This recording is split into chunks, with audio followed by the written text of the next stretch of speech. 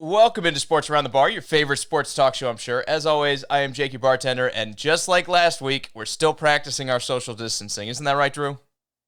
Still quarantined from myself.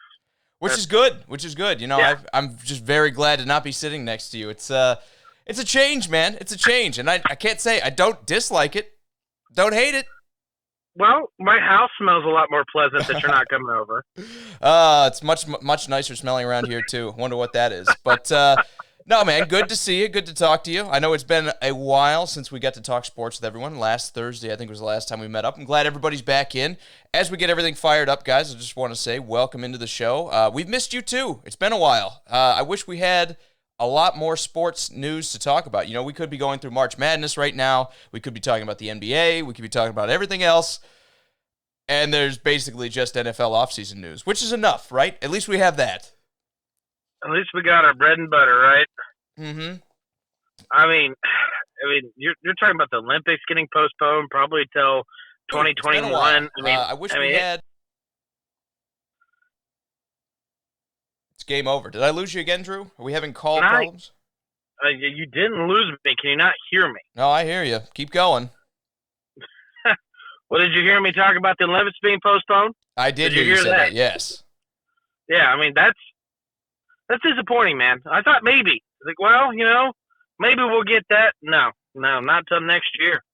I mean, you gotta think when these sports all start back up. Obviously, probably college won't, but you're gonna get baseball, you're gonna get basketball, and the NBA. I mean, what kind of crazy November, December are we gonna have this year? Do you really think all these sports are coming back? I think that's the biggest question that it's on everybody's mind is what kind of season are we going to get, if we get any at all, from all of them?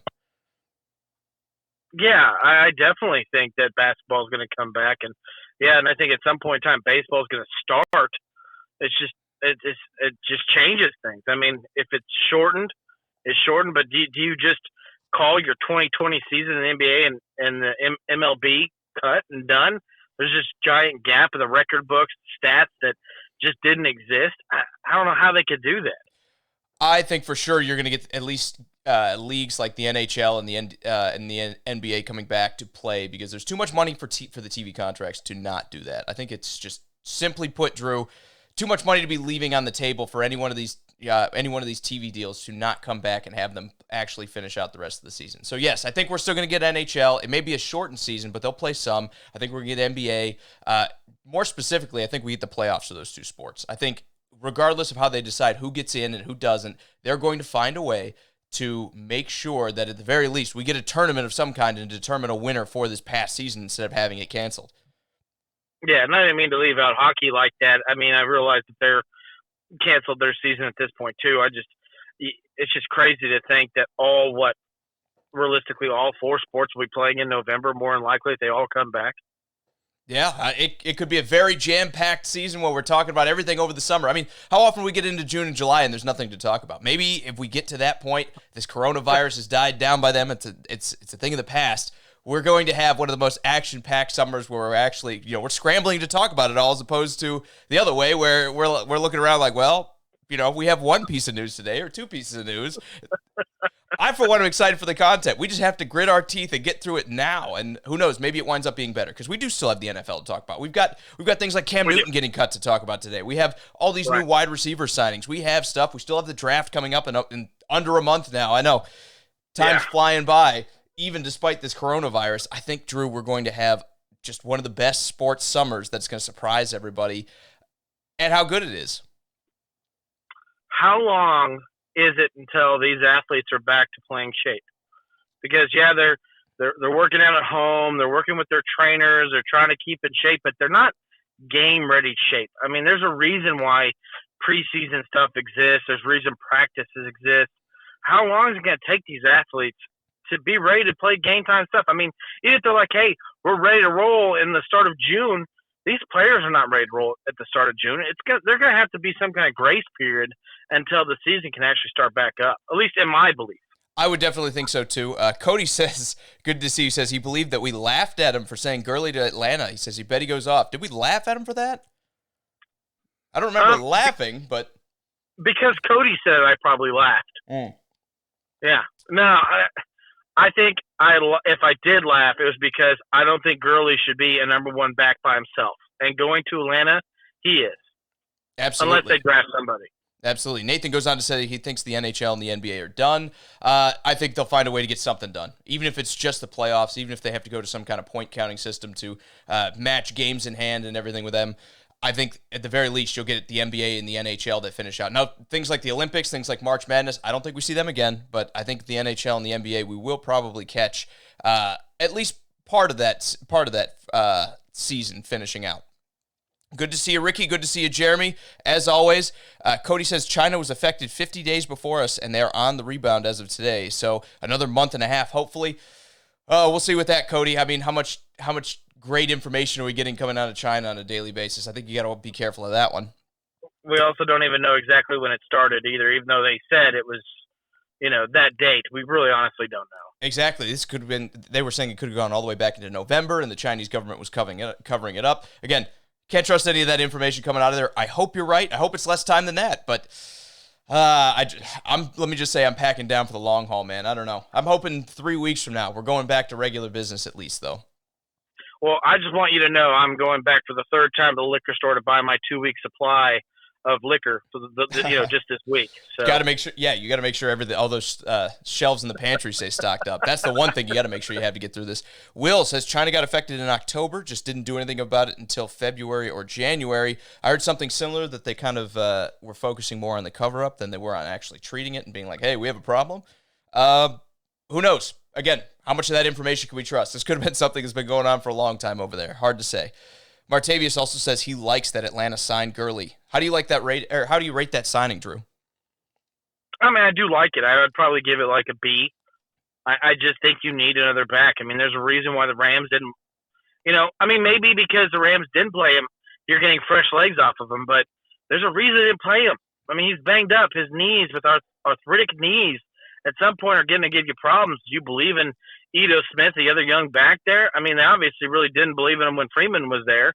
They were given dual touches to both of them when Freeman was down. You're gonna have to draft a guy. I don't hate it. I don't hate it, but I don't think it's an A signing. I'd give it a B.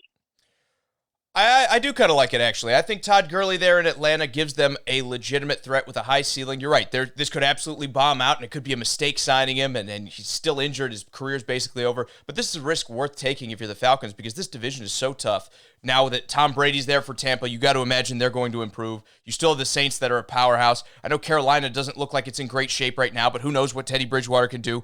I think when you look at this division, this is a risk absolutely worth taking for the Falcons. They need to get better at any and every position they can. I think bringing Gurley in helps them get better, especially over a guy like Devontae Freeman, who they just handed a bunch of money to, and then didn't really perform under that massive contract. So you're giving basically the same money to Gurley. It is still a risk. I wouldn't be surprised to see them draft somebody to come in behind him, but at least right now, Drew, this is a risk 100% worth taking.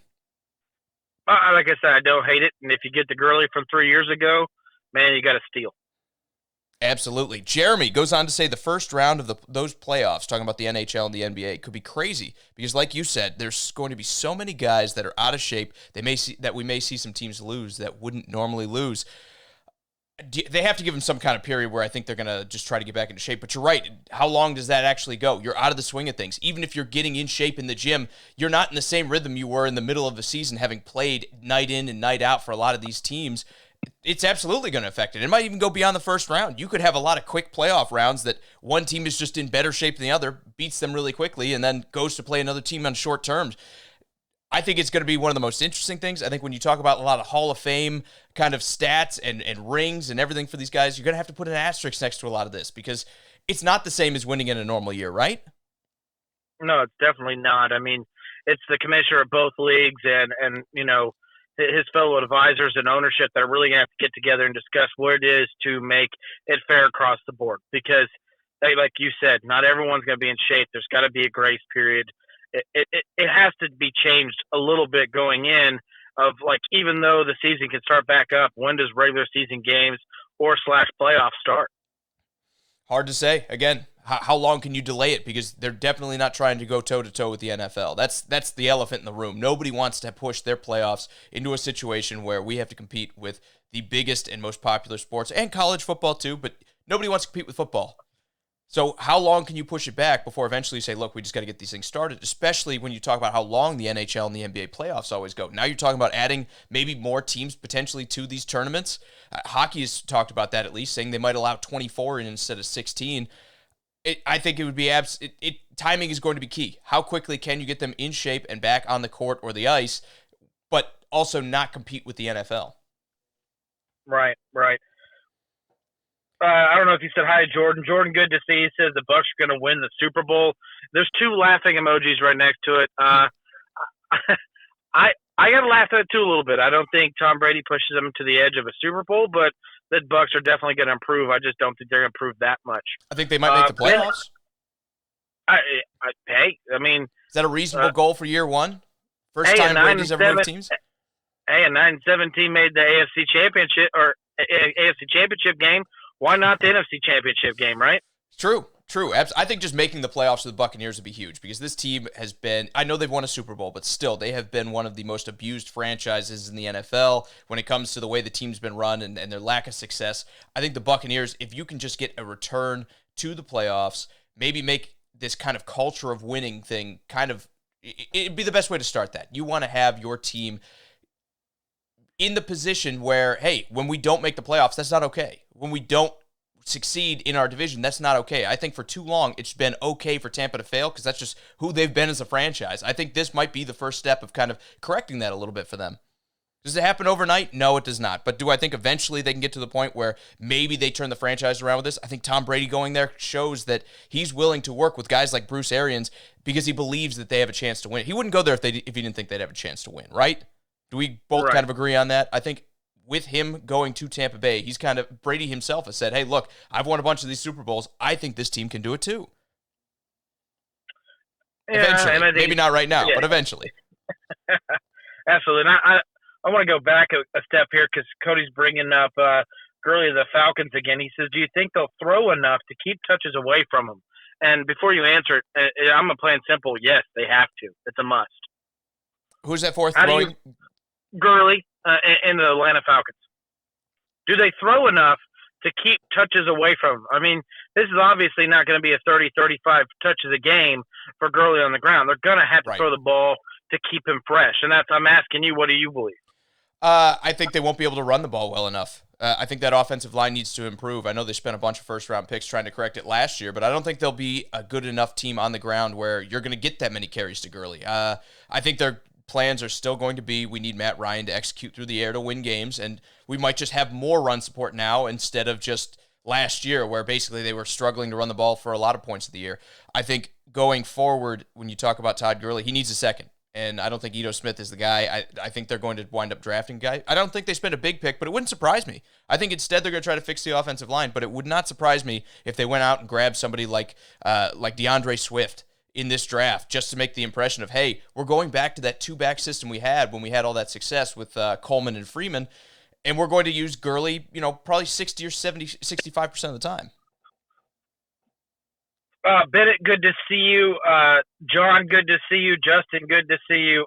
Bennett says, and to change gears again, he says, do you think Cam Newton will go to the Pats? And before you answer that, John also says, will the Steelers sign Cam Newton? So you got two there. Is it the Steelers, or do you believe that it is going to be the Patriots? Out of those two teams. I don't think the Steelers are going to be as interested. I don't actually think either of those teams are going to be interested, but I don't think the Steelers will be as interested because I think Cam has aspirations to be a starter. And I don't think there's any chance he's going to replace Roethlisberger unless he gets hurt. So I don't believe the Steelers are a good fit for Cam Newton. As for the Patriots, they could bring him in right now. They could potentially win games with him. But again, what's the ceiling with Cam Newton? Do you think Bill Belichick can turn it around and win a Super Bowl with Cam Newton? That's the question. I think that's the more likely of those two spots. I think when you look at just Jarrett Stidham as their starting quarterback and now Brian Hoyer's back, there's a chance they could go after Cam Newton. But I think instead of that, the Patriots are going to say, look, we're going to run the ball. We're going to give Jarrett Stidham his chance this year. If that doesn't work, we'll put Hoyer in the game, and we'll just try to draft a quarterback next year. The more I watch what the Patriots have done this offseason, the more I kind of am inclined to believe that they're just basically punting this 2020 season and going to try to get enough picks, because they're going to have like 12 or 13 of them again next year when they get all these compensatories for guys like Brady and Van Noy, and then they're going to go try to move up and draft a quarterback. I think this is too good of a team to get the first pick, Drew, but I think they may win 6 or 7 games and then be in a position where maybe they're sitting around 13, 14, 15, package that pick with a bunch of others and go out and get a guy like Justin Fields. Because, again, there are a lot of teams with young quarterbacks that won't be as interested this year and next year in drafting a quarterback. So I think the Patriots will be one of the teams that most likely will trade up to get one next year. I believe that Cam Newton thinks he's a starter. I think there's no reason that he should think anything different than him as a starter in this league. I mean, he's not too far off from being an MVP of this league. He was banged up with his 2 years ago with his shoulder, and then last year with his foot. I mean, this guy has had injury issues, but he's also not the first quarterback ever to have injury issues and come out of free agency and succeed. I mean, the last one to do it was Peyton Manning, and I'm not trying to compare the two, but that's 2 MVPs of this league. Peyton Manning and Cam Newton have come off injuries and free agency and are trying to succeed, and obviously one has. After the Bears had signed or traded for Nick Foles, I think that was one team less that Cam Newton could go to. But I do believe the Pats are interested in Cam Newton if it's the right deal. Of course, when it comes to it, it's all about money when it comes to Patriot. Belichick is not one of those guys to give out big checks to anybody, no matter who it is. And he got very lucky that Tom Brady was not a quarterback that wanted to be the top, quarterback of the league. I don't really know if Cam's willing to take that kind of team discount, but maybe he is because he sees it as the best opportunity to start. But I'm going to throw another dark horse at you, man. I want to throw the Jacksonville Jaguars. I think that is a good possibility for Cam landing there. You get him in there with Minshew. You kind of get the battle out of camp. I think it's a good opportunity to beat Minshew out. And it gives the Jaguars a legitimate starter in this league. And it kind of helps a little bit because I know everyone it was up and down with the Jaguars' offensive line. But having a quarterback that can move like Cam, it'd be a lot different scenario in that offense, bringing in a quarterback mobile like him. Cody, John, and Justin, good to see each of you guys in here. I think there's one guy we're forgetting about in this scenario, though. What about Jameis Winston? Everyone's saying Cam Newton should go and be a starter somewhere. Would you take Jameis Winston, or would you take Cam Newton as your starter? If you had to pick one of them, if you're the Jaguars and Gardner Minshew's not your guy, or you're the Patriots and you're going to sign one of these free agent quarterbacks now, who do you go with first? Because to me, it's Jameis Winston, and it's not even close. I mean, I'm going to take the guy that, despite all the mistakes, still threw for 30 touchdowns, still has that high potential upside where I know if I need him to go out and throw some touchdown passes, he can do that. And I'm going to bet on my defense, especially if I'm like the Patriots, and we've been perennially good on defense. I'm going to believe that we can make up for any of the turnover issues that he has, and maybe we can fix some of that. Yeah, I'm going to disagree. I think the NFL views Winston as a backup quarterback. If it wasn't the fact that he stayed healthy, it'd be just like a Marcus Mariota scenario in the Titans, where he was just banged up. That's kind of really why he lost his starting job. He really not got healthy. But the fact that they've put a first overall pick in Winston, they had to figure out what they had in this guy. If this guy was a second, third, fourth round pick, I don't think he would have kept starting in the Buccaneers. I think they would have moved on a long time ago. And I think the rest of the NFL looks at him the same way. I know you look at the yards, that excites you. I know you look at the touchdowns, that excites you. But the issue with him is he's never been able to not turn the ball over. And this isn't like he's been stuck with one coach and one offensive scheme. This has been changing around him, and he's never been able to fix it. Sure. If someone grabs him, it's got to be someone like the Patriots, where it's like Belichick, and he's going to be like, listen, you're not going to throw the ball 40, 50 times in a game. You'd be lucky to throw it 25. Well, both of those teams are running teams, right? The Patriots and Jaguars run the ball a lot. And Cam Newton... I don't see the Jags willing to take that risk. They just went through the whole Nick Foles scenario, and I guess that's not very fair to him, but being banged up is an issue. I don't see them willing to take that kind of risk with Jameis Winston. Fair point, but I disagree. Again, I think the NFL is still a passing league, and you're going to take the passer before you take the runner. I get Cam Newton can do good things for you when he's healthy, but again, how much health does a 30-some-year-old quarterback give you who has been perennially pounded in the running game? I think Jameis Winston, for all of his flaws, like you said, has been consistently available, and whether he's the guy or not, I think I would rather go into a season with a guy who can consistently throw, maybe to the other team, but he can consistently throw, and has been available every week. Essentially, Cam Newton, these past 2 years, he's played about 6 or 7 games 2 years ago, and this year really only had 2 or 3. So I just don't know how much I'm going to give Cam Newton monetarily and then expect him to be my starting quarterback for an entire year. I just don't see it happening, Drew. I also think. Go ahead. Go ahead. No, go ahead. I was just going to say, I also think, and I want to get to Cody's point here too. He says Jag should go with Cam if he's still hurt or gets hurt. I'm going to add that in. Gardner Minshew can step in when he's down. I definitely think that's a good opportunity. I just don't think the Jaguars are going to look at what Tampa Bay just went through with Cam. And you got to remember, not Cam, but Winston. That's super close. They see a lot of it. They kind of mirror each other a little bit. Why would you take someone's secondhand? And I don't mean to call them trash, but it's like they're leftovers. Like, hey, this guy didn't work out. Take him. Why would the Jags do that? Every coach thinks I know better and I can do better than everyone else. Everyone's an idiot but me. That's just the mindset that everyone has. You're stealing my line, man. But you're right. But the issue is Cam will fill up more seats than Winston will, and you know the Jags are big about who can put more people in the stadium. Absolutely. Now, let's talk about a Jaguar quarterback who's on the move. Jordan wants to know, how do we feel about Chicago finding Foles, and who starts between him and Mitch Trubisky? I'm going to let you go first, and then I'll kind of give my thoughts. I think it's a competition. And I know they're not going to ever say that. They're probably going to say that it's Mitch Trubisky's job, and, Foles is there to kind of push him to be a little bit better. That's how they're going to probably, when they go into camp, talk about it. But I think it's complete open competition. I think Nagy not to have that happen would be an idiot. I mean, you kind of already seen what Trubisky did. Everyone can admit that year 3 was supposed to be the biggest year of him. He's supposed to see the most leap and see the succession of him getting used to the NFL and learning the playbook. I always bring this up about Marcus Mariota. If Marcus Mariota could have the same coach and that same offense for 3 years, you'd be probably talking about a different quarterback. Yeah. And maybe minus the injuries. I'd buy that. But I think he's taking several more serious injuries than people realize. I don't think he's the same guy. Continue though. But Trubisky has had that. Trubisky's had pretty much everything that you kind of want, is you want to be drafted by that coach, and year 3 you're going into with the same offense, the same head coach. Right. It didn't look good, man. Nick Foles comes in. There's a competition. It's all about who wins out.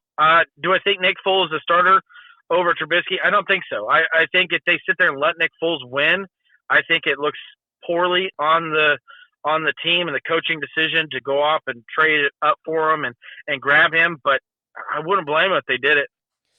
Yeah, no, I think at this point you don't know Trubisky anything. I think the best guy needs to play in Chicago, and I think if you can protect him, that is Nick Foles. The problem is the Bears' offensive line took massive steps back without changing anybody. Hopefully this year they can take a step forward and kind of rebound to their 2018 form.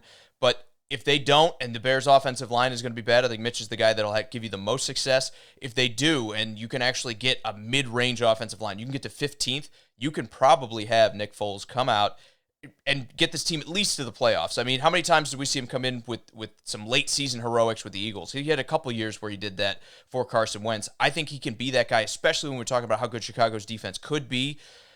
I think Nick Foles is probably my favorite to win the job. I just haven't seen that from Mitch Trubisky, and I've been very down on Mitch Trubisky, even in 2018 when all the Bears fans were telling me how great he's going to be, and they were saying he's a franchise quarterback. I was like, okay, pump the brakes. I don't know that he's that guy. He's not quite as accurate as you'd like him to see. Too many errant throws. This year, I think people have gone a little too far the other way, and they're ready to just throw the guy under the bus. They're like, we need to just throw him out. It's Nick Foles' team, all that. The truth is it's somewhere in the middle, and you're right. It needs to be an open competition. I think Matt Nagy needs to look at it and say, how well can I protect a statue like Nick Foles? Because he's not moving. Nick Foles is going to stand back there, and he's going to hopefully throw the ball to your open receivers when they get open.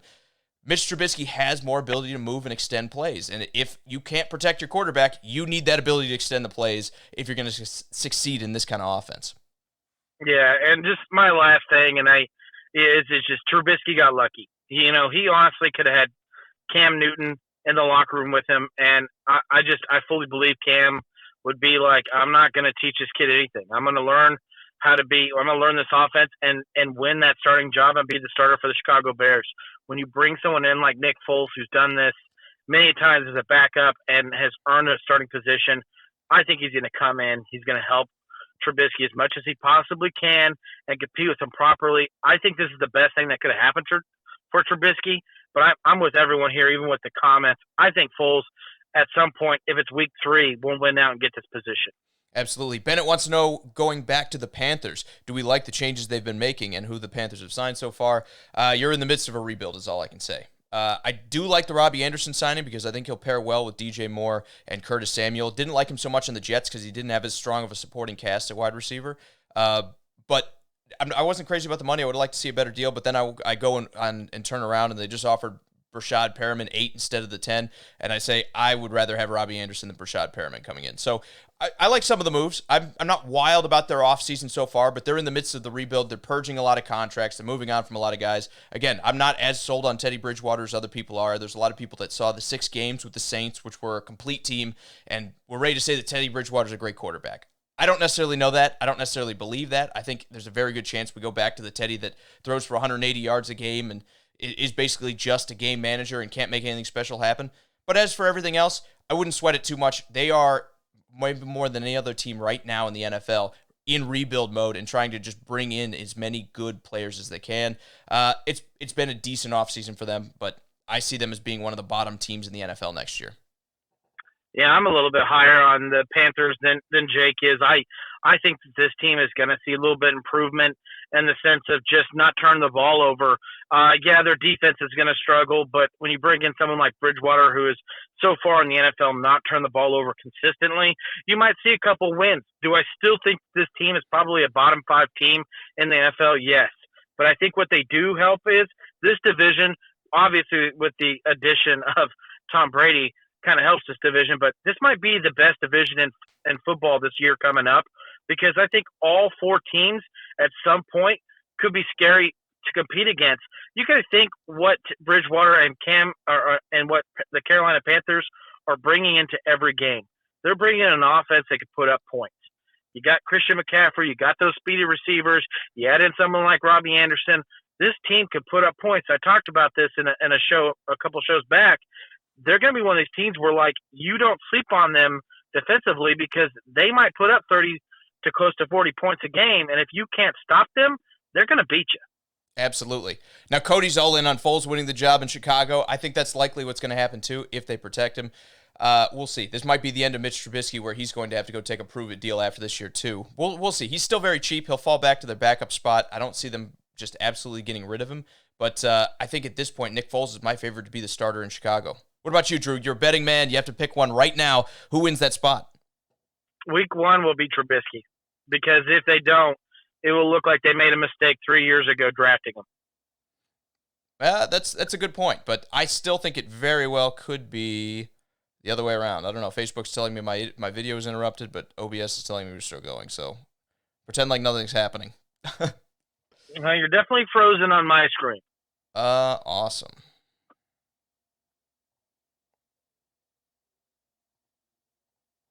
Well, everyone likes a dramatic pause, right? Yeah, you're frozen, man. All in on Foles winning the job in Chicago. I think that's likely. All right, what's going to happen tell too, me if they about protect him. We'll see. This might be the Chicago end of Bears' Mitch Trubisky, where he's chances going to get have back go to the take a playoffs prove-it with deal either one of after those this year, guys. too. We'll see. He's still very cheap. He'll fall back to their backup spot. I don't see them just absolutely getting rid of him.